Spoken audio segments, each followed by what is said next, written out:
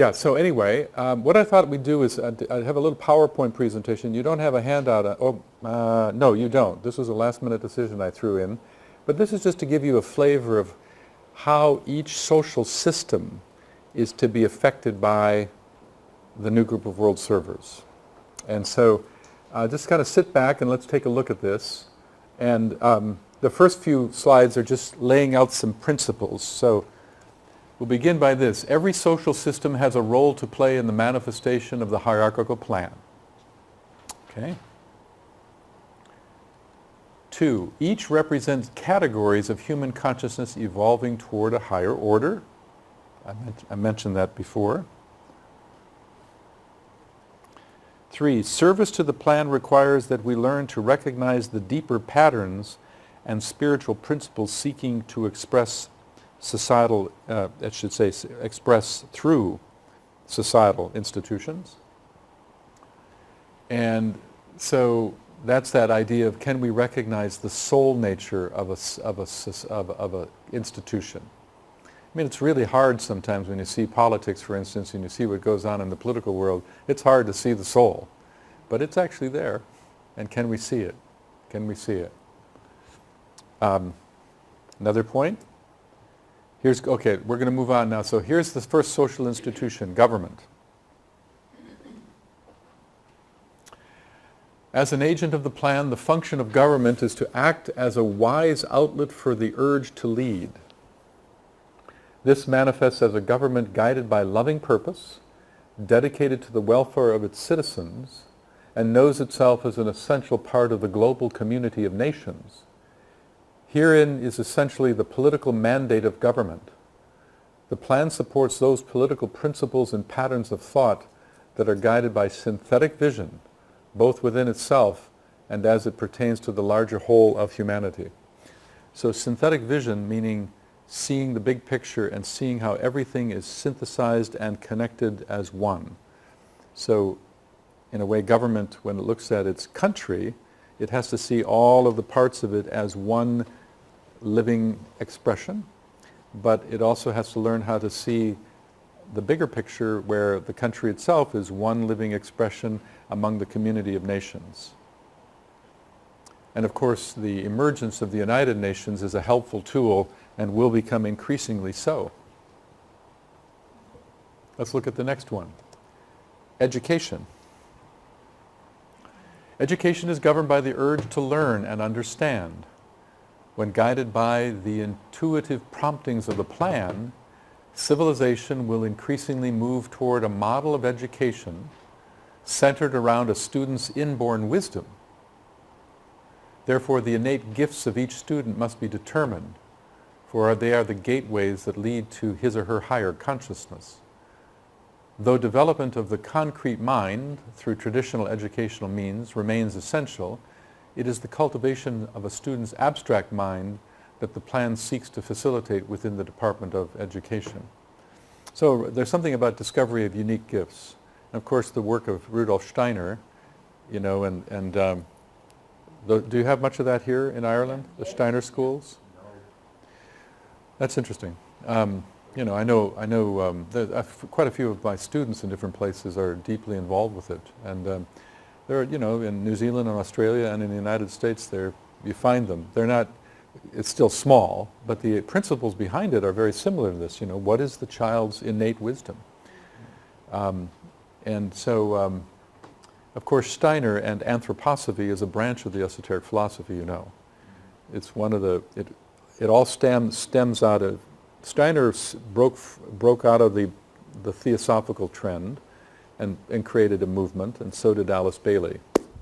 But they're both theosophical. So let's go to the next one. Economics and business.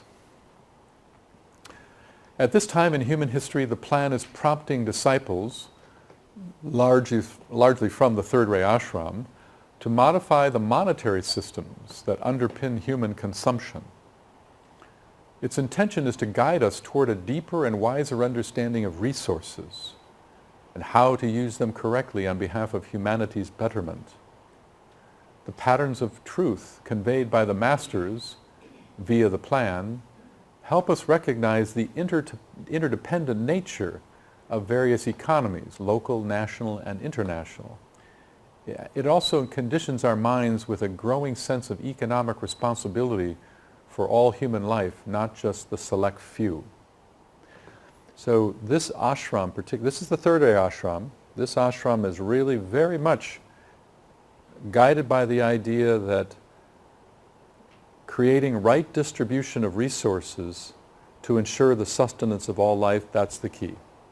And no other institution is more savvy, more capable of understanding movement of resource than the business world. Of course, the business world has to rise above its personality nature to do that. But nonetheless, and some businesses are, some of the most progressive businesses you can imagine are out there, and also businesses that have a social responsibility consciousness as well. In the United States there's something, and here in England, and I know also in Australia and New Zealand, they have something called socially responsible business. And to be a member of that as a business, you have to demonstrate that the bottom line is not your only important focus. You have to prove that you are attentive to environmental concerns and protection, that you're doing things in the community that enrich the community beyond just your product. There's a whole set of criterion for it, but that's a positive movement. Okay, so that's that one. Let's look at the next one. Culture and the arts. So this would be more along the fourth ray line. Within the Department of Culture and the Arts, the plan supports human evolution via two areas of influence. Within the area of artistic endeavor, it assists human consciousness to recognize that beauty bears witness to the divine.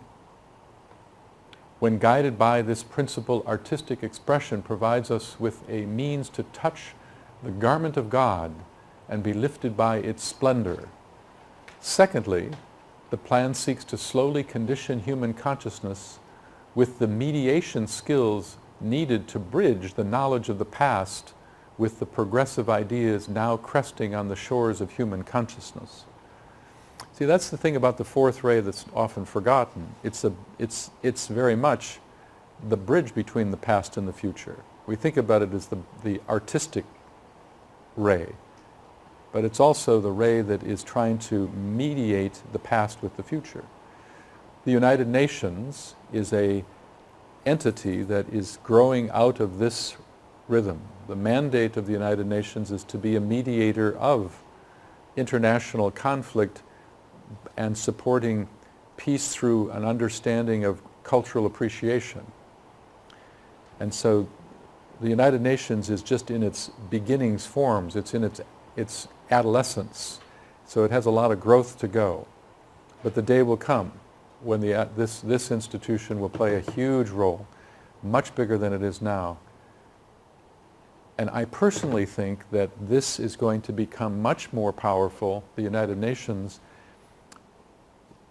when that ashram begins to externalize.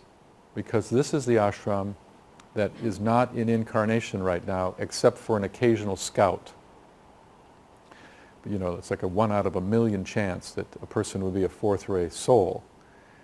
That ashram, we are told, as I said last night, will begin its incarnation somewhere around the year 2025.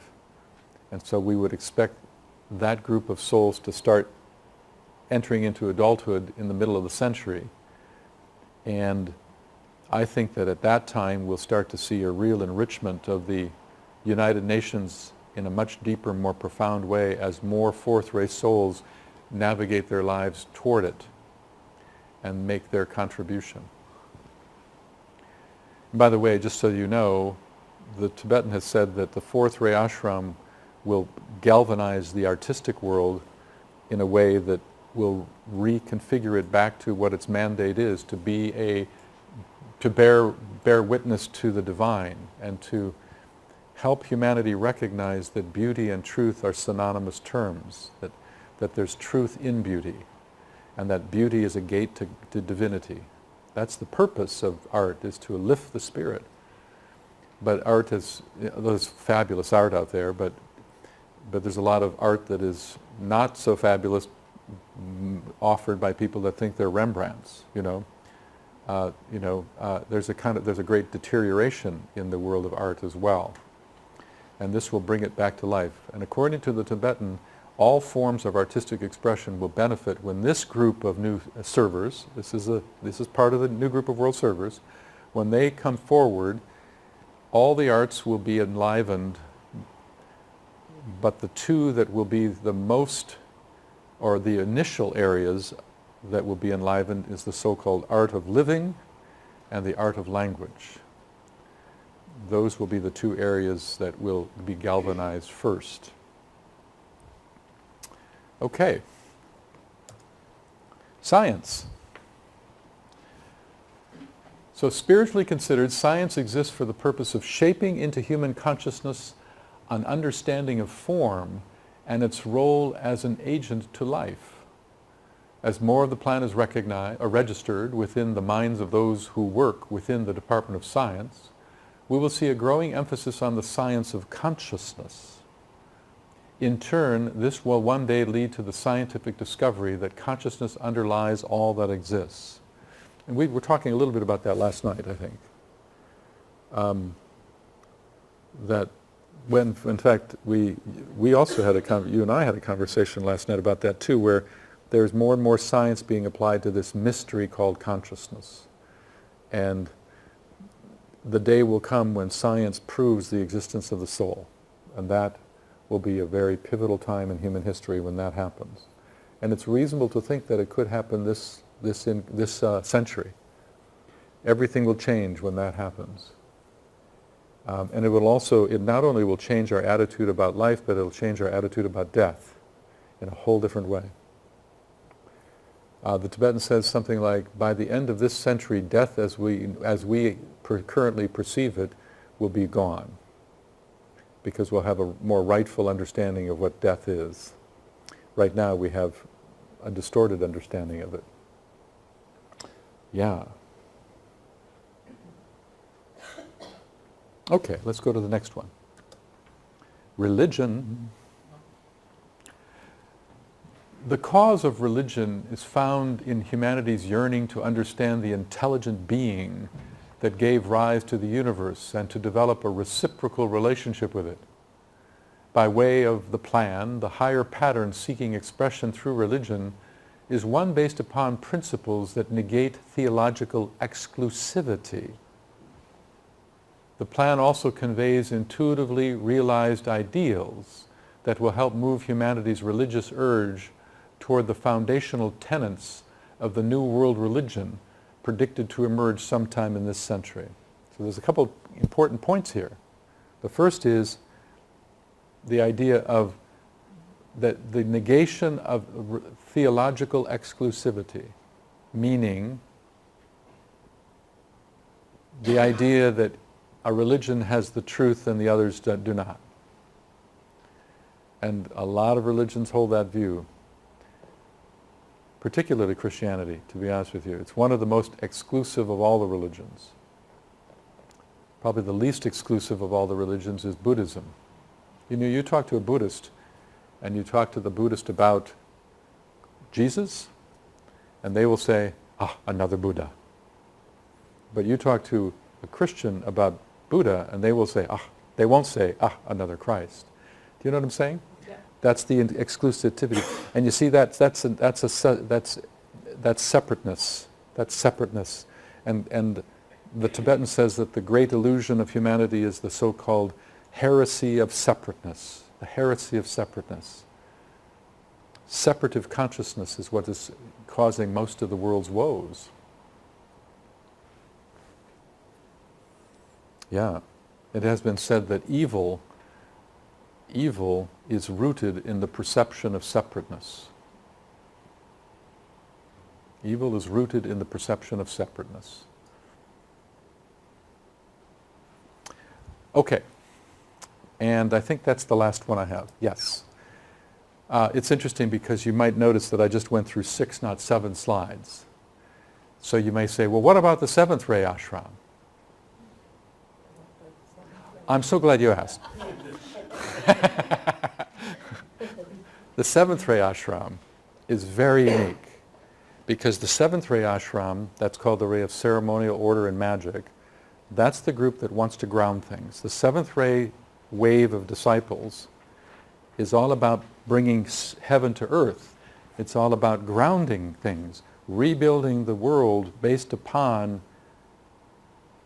a sense that we can repattern the way things are done so that they're more true to type as the Creator intended, and that it'll bring more of the best of us into outer life expression.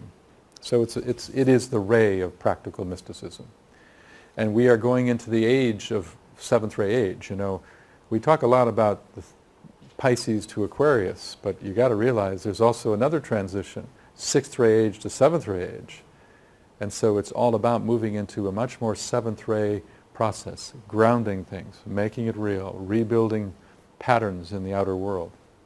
So why doesn't it manage, or why isn't it connected to an institution? Does anybody know? They're not here yet?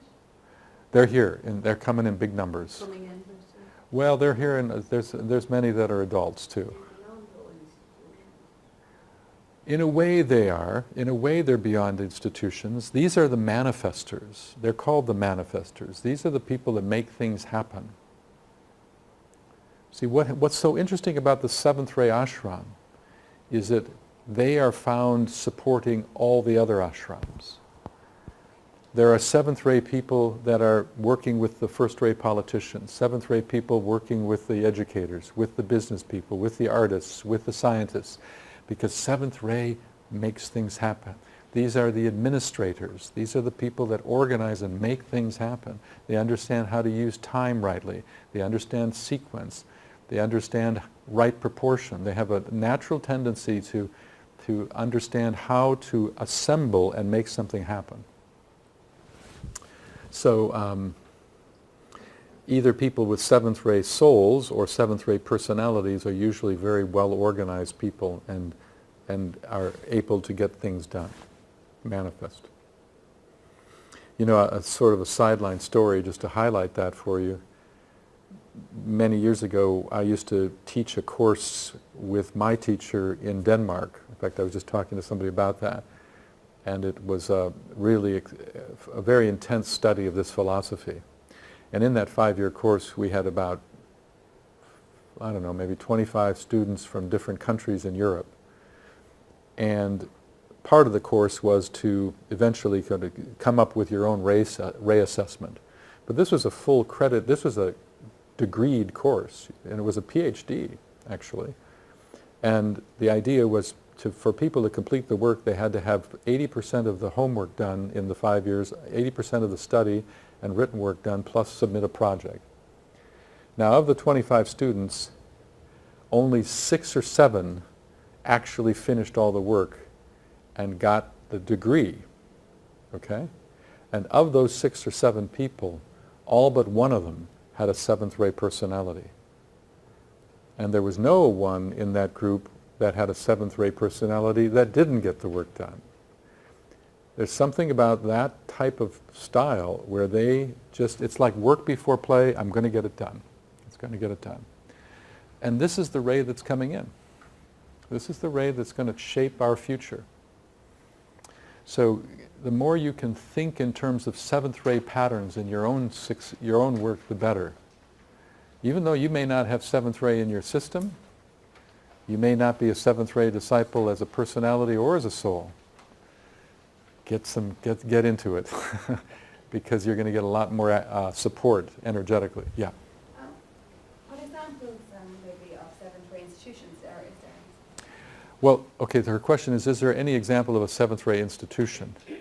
Not really, although the one that people talk about isn't really an institution, but it sort of gets in that direction.